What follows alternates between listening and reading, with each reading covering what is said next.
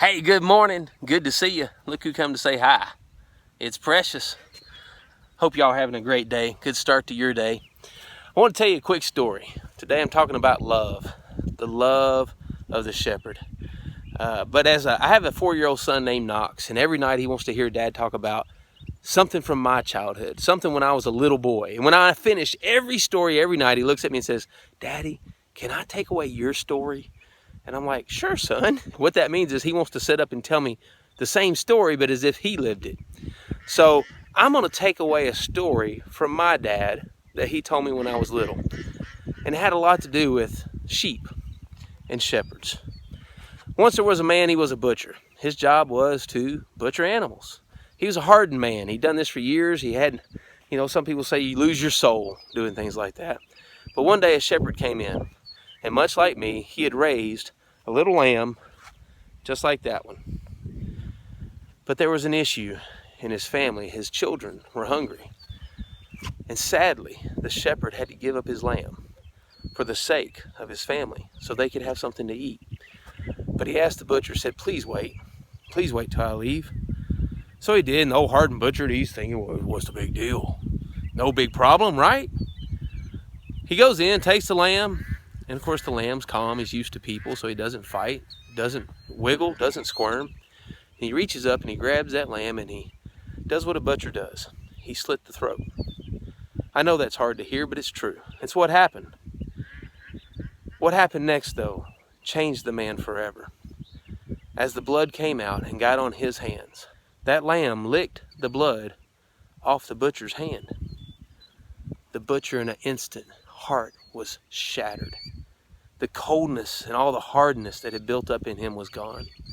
And he laid down his butcher knife, and he never again returned to his job as a butcher. And folks, the good shepherd was once the lamb. He looked down at all his flock and he said, oh, they look so scattered. They have no leader, they have no one to guide them back to my Father. So he gave up his position and he became a lamb and he joined the flock. Then his time came, and as a lamb he laid down his life without a word. And then he rose again and he became our good shepherd, and he guards us and he takes care of us and he keeps us and he loves us.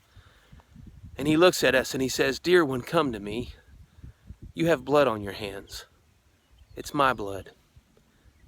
Let me clean it off. I love you so much. Come to me, lovely one. Come to me, precious. I want to clean you up. I want to make you white as snow. Jesus was once asked, Jesus, what is the greatest commandment of them all? And he replied, to love the Lord your God with all your heart, soul, mind, and strength, and to love your neighbor as yourself. Well, what we didn't see there was that Jesus also told us through his teachings that he would ask us never to do anything that he didn't do himself.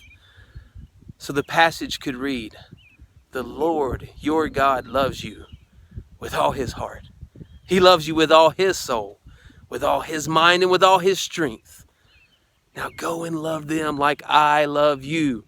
When someone gets your blood on their hands, go wipe it off, because I have called you to me and I have wiped my blood off of you. I love you, lovely one. I love you, oh dear one. My heart is for you. My passion is for you. And just like Precious is down here right now, pawing at my legs, saying, pay attention to me, oh shepherd. The good shepherd says, come, lovely one, be with me. I want to clean you up and I want you to spend time with me. I want you to feel the warmth of my embrace. I want you to have your life overwhelmed by love. Let me clean you up. Go enjoy the shepherd and bask today in the warmth of his love. I'll see you soon.